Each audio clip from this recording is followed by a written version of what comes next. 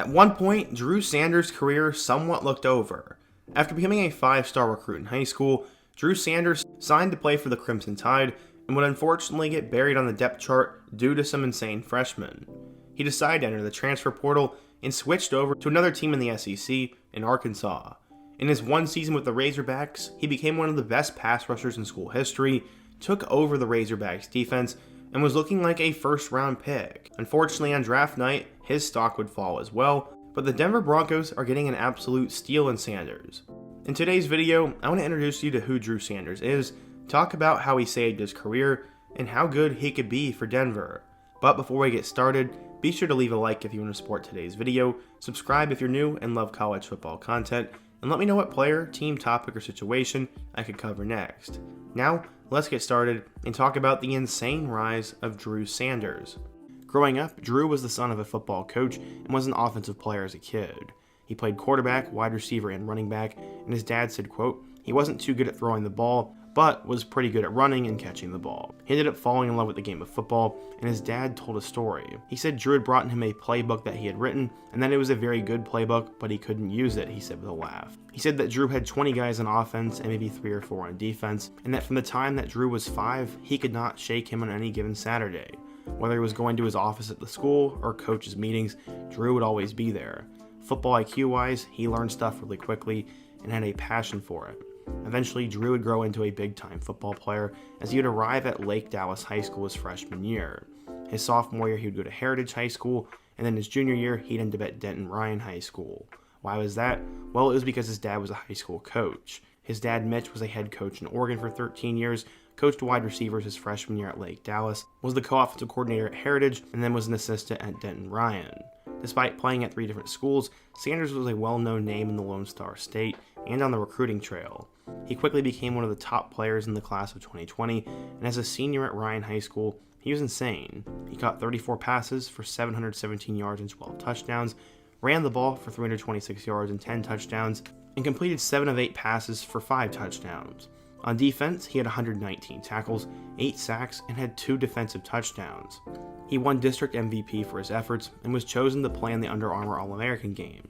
He obviously was a big deal and had a ton of big-time offers, but he committed in the fall of 2017 during his sophomore year. At the time, he was listed as an athlete or a quarterback and chose Oklahoma, saying, quote, they've been around my family a lot and created a family environment for me. I really enjoy going up there, I like what they want to do with me, and I want to play in Lincoln Riley's offense. Sanders did pretty much a bit of everything, as he played receiver, defensive back, and linebacker, but Oklahoma saw him somewhere else. He said, quote, whatever puts me in the best position to play in the NFL. Oklahoma has told me they want me at tight end. They see me as a kind of Mark Andrews or Grant Calcaterra player, and that's what they're looking at me for. Sadly, we'd never get a chance to see if he'd become the next great Oklahoma tight end, as he would eventually reopen his recruitment. In April of 2019, Sanders would flip to Alabama, choosing them over LSU and Oklahoma. Why Bama? He said, quote, it's a championship culture. It's something you want to be a part of, and they've won forever there, and I want to be coached by one of the best coaches. Obviously, Alabama is great for those reasons, but I'm sure he liked the idea of going to the NFL. If you can find your way on the field at Bama, you're more than likely going to get selected high in the NFL draft. Sanders probably saw that, and he had the talent to do so. Bama was getting an extremely good player alongside Will Anderson, as according to 24/7 Sports, Drew Sanders was a 5-star recruit, the #1 athlete, and the 22nd best player in the class of 2020. So, how did he end up doing at Bama? Before we talk about his Bama and Arkansas career, if you're enjoying the video, be sure to give it a like, subscribe if you love college football content, and turn on notifications so you never miss when I upload. Now let's get back to it. Drew Sanders would arrive at Alabama with a considerable amount of hype because he was a 5-star recruit, but would not get a chance to do a whole lot as a freshman. While he did apparently impress in practice, he only really got to make much of an impact on special teams. He was once named the Special Teams Player of the Week, and his best performance of the season came against Ole Miss, as in that game he had 2 tackles and a 63-48 win.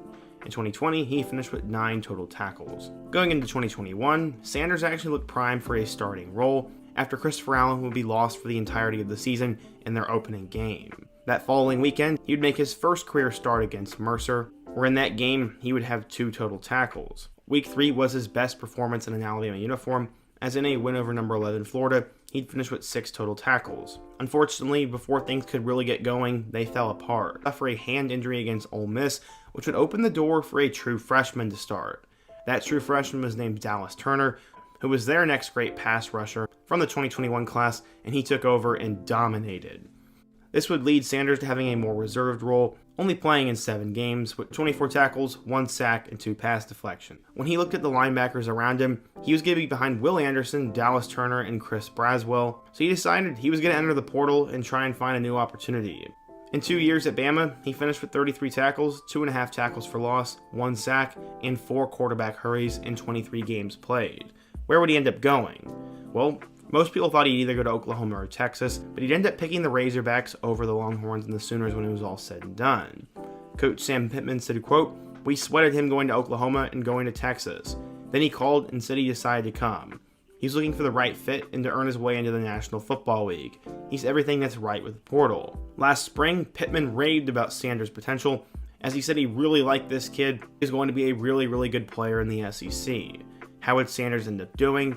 Well, he would do that and then some. Sanders' plan would work to perfection, as in their first game against number 23 Cincinnati, he would register a sack and they'd beat the number 23 ranked Bearcats. Week 2, he would absolutely blow up. He would have 2 sacks, 2 forced fumbles, 1 pass deflection, and 11 total tackles, and a 44-30 win over South Carolina, and then would dominate with 11 more tackles and 2 more sacks against Missouri State. Sanders was off to a hot start with 5 sacks in 3 games, and would have another half sack against Texas A&M.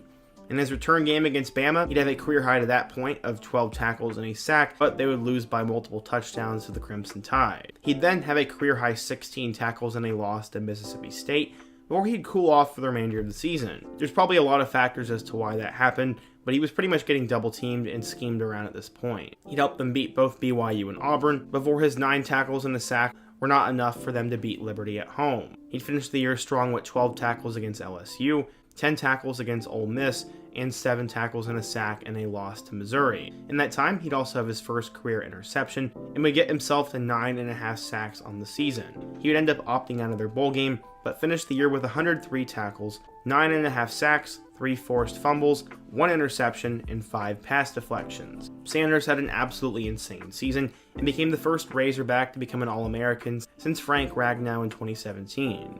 He also became the second Razorback in history to earn multiple SEC Defensive Player of the Week awards, and will go down as one of the better pass rushers in Arkansas history. He finished second in the SEC and 14th in the nation in sacks, and was ready to go on to the NFL. He ended up missing the combine due to an injury, but he would recently dominate at his pro day. He ran a 4.59 40-yard dash, had a 9'10" broad jump, and had a 37-inch vertical leap. Sanders said most of the feedback that he has gotten is that some worry about his experience at the middle linebacker position, but overall, there aren't a lot of concerns to his game. Physically, he fits well at that linebacker spot. He had tremendous production at Arkansas. He played against some of the best competition in the country, has a great football IQ, and his instincts are off the charts. That's why he was consensusly graded as a second-round pick, but on draft night, he'd fall all the way to 67th overall, where he was taken in the 3rd round by the Denver Broncos. There was a considerable amount of hype to him when he was drafted, but recently, he's been gaining a lot more hype. He had a couple big plays at rookie camp, and both Sean Payton have publicly complimented Sanders, and his teammates have talked about how unreal and unbelievable he is. Sanders is someone who's extremely athletic, is going to make highlight level plays, is one of those hybrid linebackers that can both tackle and pass rush, and I think will be in the NFL for quite some time. Personally, I think it was ridiculous that he fell to the 3rd round, and the Broncos grabbed a 1st round level talent in the mid-60s. I'm really excited to see what he's going to do, but we'll have to wait until the season comes around to see how he actually does. What do you guys think though? If you're a Broncos, Arkansas, or Bama fan, what do you think of Drew Sanders? What do you think of his hype? And what player should I cover next? Be sure to let me know down below, leave a like if you want to support today's video, subscribe if you're new, and check out all my other videos on the end screen. I hope to see you guys again soon, but until next time, peace.